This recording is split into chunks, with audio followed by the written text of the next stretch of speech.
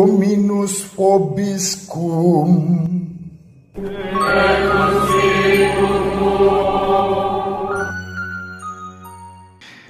Sahabat peradaban kasih ekologis yang terkasih, selamat berjumpa dalam renungan harian bersama saya Romo Alois Budi Purnomo PR melalui channel ini. Semoga panjenengan selalu sehat, tetap semangat tanpa sambat, dan selalu bahagia, kebahagiaan yang bersumber dari Tuhan Allah kita. Mari kita awali perjumpaan kita dengan bersatu di dalam doa. Dalam nama Bapa dan Putra dan Roh Kudus. Amin.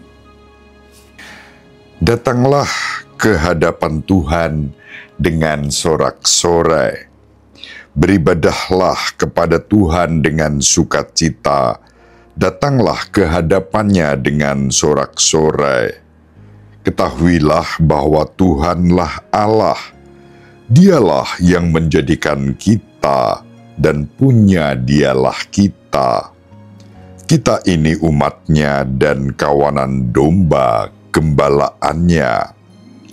Masuklah melalui pintu gerbangnya dengan nyanyian syukur.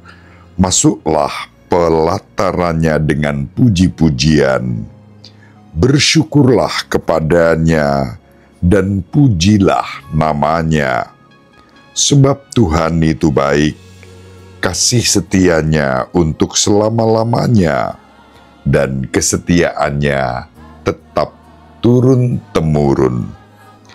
Kemuliaan kepada Bapa dan Putra dan Roh Kudus, seperti pada permulaan, sekarang, selalu, dan sepanjang segala abad. Amin. Datanglah ke hadapan Tuhan dengan sorak-sorai. Dalam nama Bapa dan Putra dan Roh Kudus. Amin. Sahabat peradaban kasih ekologis yang terkasih, mari kita baca Injil Lukas bab 5 ayat 33 sampai 39.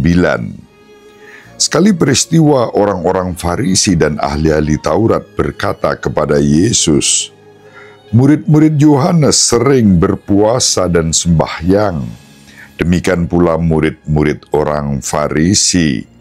Tetapi murid-muridmu makan dan minum." Yesus menjawab, "Dapatkah sahabat mempelai disuruh berpuasa selagi mempelai itu bersama mereka?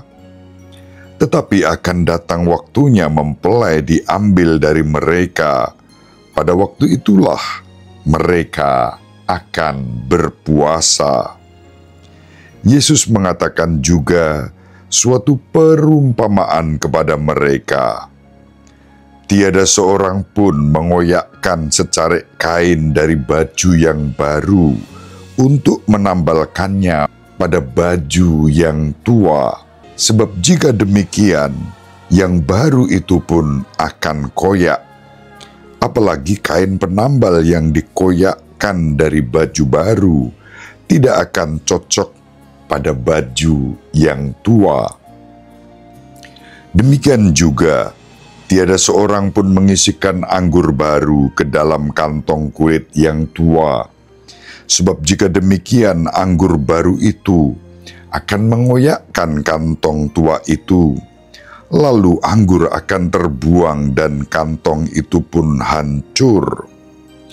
Tetapi anggur baru harus disimpan dalam kantong yang baru pula. Dan tiada seorang pun yang telah minum anggur tua ingin minum anggur yang baru, sebab ia akan berkata, anggur yang tua itu baik. Demikianlah sabda Tuhan. Terpujilah Kristus. Sahabat peradaban kasih ekologis yang terkasih, kita berjumpa dengan Tuhan kita Yesus Kristus yang berbicara, mengidentifikasikan murid-murid Yesus sebagai sahabat sang mempelai pria. Kita membaca masing-masing dari keempat Injil mengidentifikasi Yesus sebagai sang mempelai pria. Matius menekankan Yesus sebagai penggenapan nubuat-nubuat mesianik dan sebagai raja orang Yahudi. Yesus adalah mempelai pria yang agung. Markus berfokus pada penderitaan Yesus, pelayanannya, dan harga pemuritannya. Yesus adalah mempelai pria yang menderita sementara waktu. Yesus memberikan nyawanya sebagai tebusan bagi banyak orang, bagi mempelai wanitanya. Injil Markus bab 10 ayat 45. Dalam Injil Yohanes, Yesus adalah mempelai pria ilahi yang kekal, dan sang mempelai adalah sumber kehidupan abadi. Pada kisah tentang pernikahan di Kana, Injil Yohanes bab 2 ayat 1-11, Yesus menyediakan anggur keselamatan yang berlimpah bagi mempelai wanitanya. Mempelai wanita dipanggil untuk tinggal bersama mempelai prianya. Injil Yohanes bab 15 ayat 4-7. Mempelai pria yang kekal dalam Injil Yohanes bersifat ilahi, menawarkan hubungan yang kekal dengan umatnya melalui kehadirannya yang memberi hidup. Santo Lukas menggambarkan Yesus sebagai mempelai pria penebus.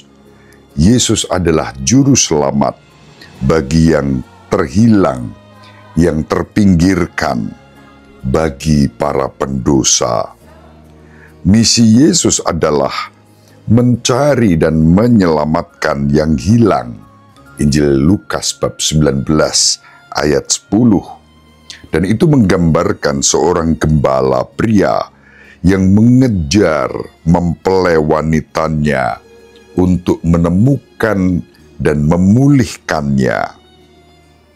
Mempelai pria penebus dalam Injil Lukas penuh dengan belas kasihan, berusaha untuk memulihkan dan mendamaikan umat manusia dengan Allah sendiri. Dengan demikian, keempat dimensi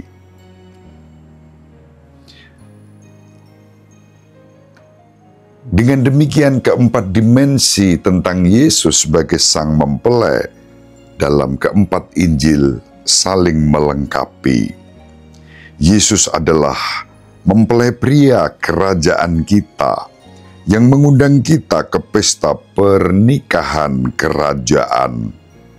Yesus adalah mempelai pria kita yang menderita, yang mati untuk menyelamatkan mempelai wanitanya, umat pilihannya, sahabat-sahabatnya, gerejanya.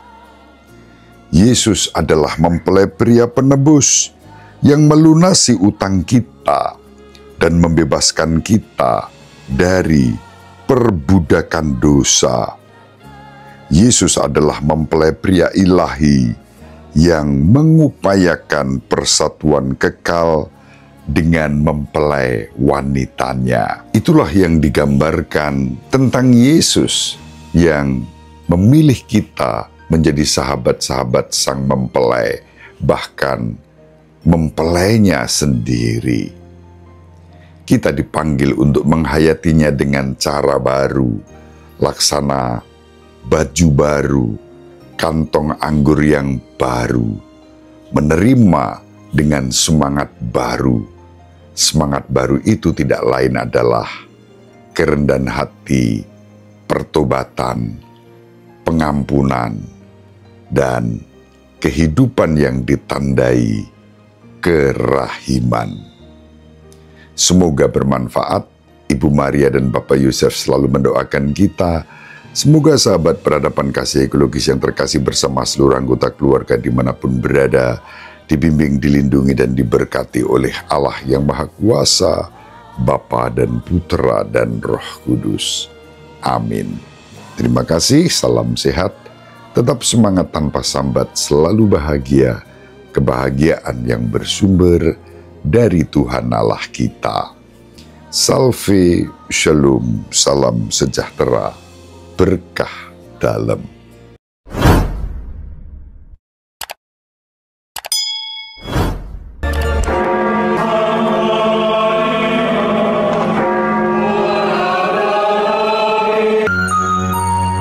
Sahabat peradaban kasih yang terkasih, sampai jumpa pada episode berikutnya. Terima kasih atas kebersamaan kita. Salam peradaban kasih ekologis. Berkah dalam.